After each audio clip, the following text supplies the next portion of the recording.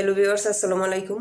মজাদার রান্নাঘরে সবাইকে স্বাগতম। আজকে আমি খুব সহজেই আলু দিয়ে বিকালের নাস্তা রেডি করে দেখাবো। এর জন্য আমি নিয়েছি এখানে 5টা আলু। আলুগুলা পরিষ্কার করে ধুয়ে নিয়েছি। এখন আলুগুলো আমি একটা একটা করে কেটে নেব।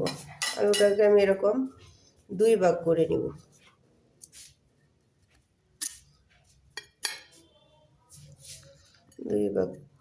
করে নেব। এরকম করে সবগুলো আলু আমি কেটে নেব।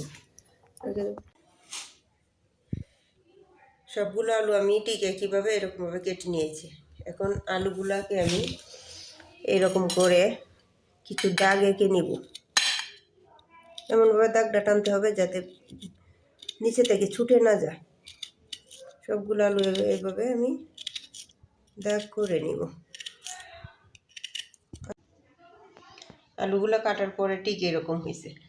আমি এমনভাবে করে নিয়েছি আলুগুলারে এরকম করে কাটতে নিয়েছি যাতে বাজার পরে ছুটে না যায়। এখন আমি এইগুলার মাধ্যমে শুধু 2টি উপকরণ ব্যবহার করব। পরিমাণ মতো লবণ দিয়ে দিব আর দিয়ে দিব কর্নফ্লাওয়ার।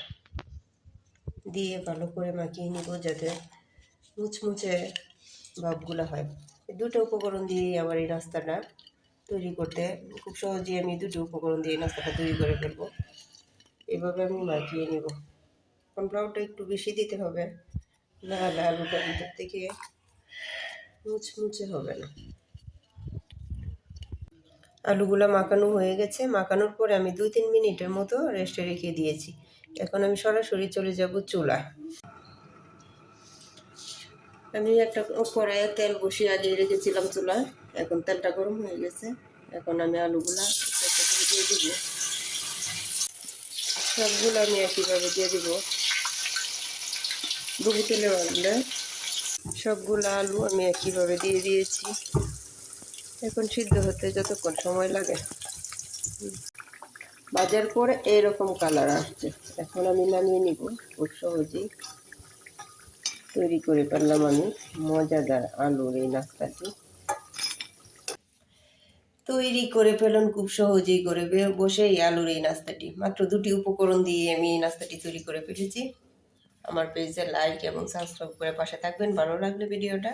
আল্লাহ হাফেজ।